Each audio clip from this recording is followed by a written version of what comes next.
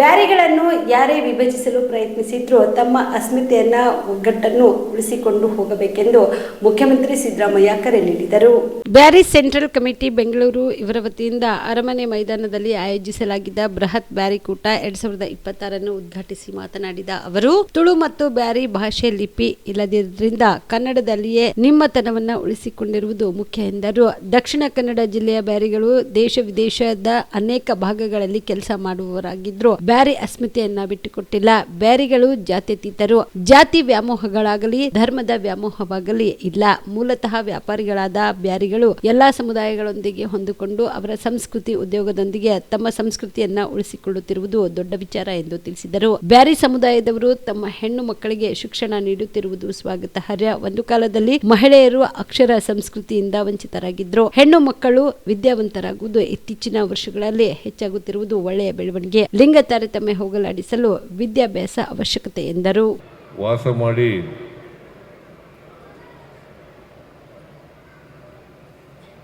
ದೇಶದ ಅನೇಕ ಭಾಗಗಳಿಗೆ ಹೋಗಿ ಕೆಲಸ ಮಾಡ್ತಕ್ಕಂಥವ್ರು. ನೀವೆಲ್ಲೇ ಕೆಲಸ ಮಾಡಿದ್ರೂ ಕೂಡ, ಯಾವುದೇ ದೇಶದಲ್ಲಿದ್ದರೂ ಕೂಡ ನಿಮ್ಮ ಬ್ಯಾರಿಯ ಅಸ್ಮಿತೆಯನ್ನ ಸಂಸ್ಕೃತಿಯನ್ನ ಬಿಟ್ಟುಕೊಟ್ಟಿಲ್ಲ ಅಂತಕ್ಕಂಥದ್ದೇ ಬಹಳ ಮುಖ್ಯವಾದಂಥ ವಿಚಾರ. ಈ ಬ್ಯಾರಿಗಳು ಒಂದು ರೀತಿ ಜಾತ್ಯತೀತರು. ಇವ್ರಿಗೆ ಅಷ್ಟೊಂದು ಜಾತಿ ವ್ಯಾಮೋಹ ಆಗಲಿ ಧರ್ಮದ ವ್ಯಾಮೋಹ ಆಗಲಿ ಇಲ್ಲ ಅಂತಕ್ಕಂಥದ್ದನ್ನೇ ಹೇಳಲಿಕ್ಕೆ ಬಯಸ್ತಾ ಇದ್ದೇನೆ. ಈಗ ಬಾವ ಅವರು ಹೇಳ್ತಾ ಇದ್ರು, ಬೆಸ್ತರ ಜೊತೆ ಇದ್ರೆ ಮೀನುಗಾರರಾಗೇ ಇರ್ತಾರೆ, ಕೊಂಕಣಿಗಳ ಜೊತೆ ಇದ್ರೆ ಕೊಂಕಣಿಗಳಾಗೇ ಇರ್ತಾರೆ, ಬಂಟ್ರಗಳ ಜೊತೆ ಇದ್ರೆ ಬಂಟ್ರಗಳ ಜೊತೆ ರೈತರಾಗೇ ಇರ್ತಾರೆ.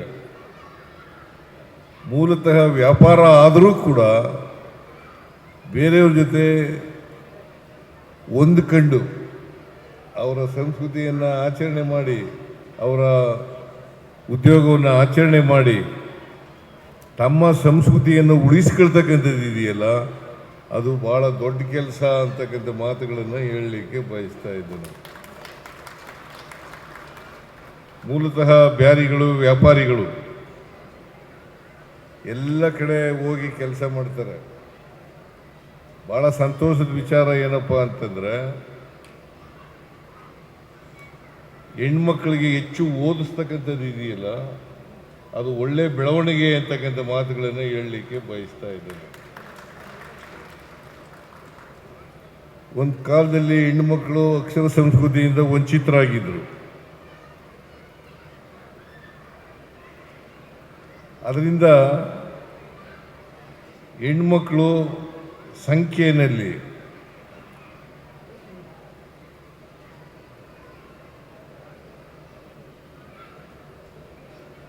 ಅವರು ವಿದ್ಯಾವಂತರಾಗ್ತಕ್ಕಂಥದ್ದು ಕಡಿಮೆ ಆಗಿತ್ತು. ಇತ್ತೀಚಿನ ವರ್ಷಗಳಲ್ಲಿ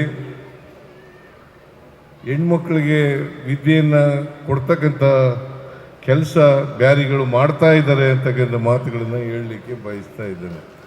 ಅದು ಅತ್ಯಂತ ಒಳ್ಳೆಯ ಬೆಳವಣಿಗೆ. ಯಾಕಂತಂದರೆ ಲಿಂಗ ತಾರತಮ್ಯ ಹೋಗ್ಬೇಕು.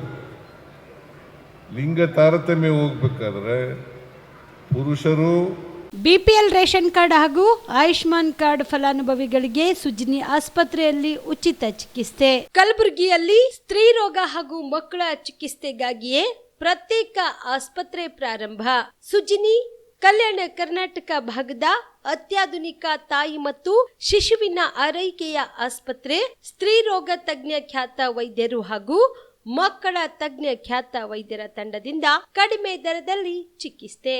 ವಿಶ್ವ ದರ್ಜೆಯ ಉಪಕರಣಗಳ ಮತ್ತು ಅತ್ಯಾಧುನಿಕ ಐಸಿಯು, ಎನ್ಐಸಿಯು ಹಾಗೂ ಇತರೆ ಸೌಲಭ್ಯಗಳಿಂದ ಮಕ್ಕಳಿಗೆ ಗುಣಮಟ್ಟದ ಆರೈಕೆ. ಸುಜಿನಿ ಆಸ್ಪತ್ರೆಯಲ್ಲಿನ ಸೌಲಭ್ಯಗಳು: ದಿನದ 24 ಗಂಟೆಯಲ್ಲಿ ತುರ್ತು ಸೇವೆ, ಹೈ ರಿಸ್ಕ್ ಗರ್ಭಧಾರಣೆ, ಒಬೆಸ್ಟ್ರಿಕ್ ಐಸಿಯು, ನವಜಾತ ಮತ್ತು ಶಿಶು ಐಸಿಯು, ಶಿಶು ಸಂಬಂಧಿತ ಶಸ್ತ್ರಚಿಕಿತ್ಸೆ, ಲ್ಯಾಪ್ರೋಸ್ಕೋಪಿ, ಲಸಿಕಾಕರಣ, ತಜ್ಞ ವೈದ್ಯರ ಸಲಹೆ, ಡಯಾಗ್ನೋಸ್ಟಿಕ್ ಮತ್ತು ಅಲ್ಟ್ರಾಸೌಂಡ್ ಸೇರಿದಂತೆ ಅನೇಕ ಸೌಲಭ್ಯಗಳು ನಿಮ್ಮ ಸುಜಿನಿ ಆಸ್ಪತ್ರೆಯಲ್ಲಿ ಲಭ್ಯ. ಹೆಚ್ಚಿನ ಮಾಹಿತಿಗಾಗಿ ಸಂಪರ್ಕಿಸಿ ಸುಜಿನಿ ಆಸ್ಪತ್ರೆ, ಬಿಗ್ ಬಜಾರ್ ಎದುರುಗಡೆಗೆ, ಕಲಬುರಗಿ. ದೂರವಾಣಿ ಸಂಖ್ಯೆ 08472 272727 ಅಥವಾ ಮೊಬೈಲ್ ನಂಬರ್ 9900427814.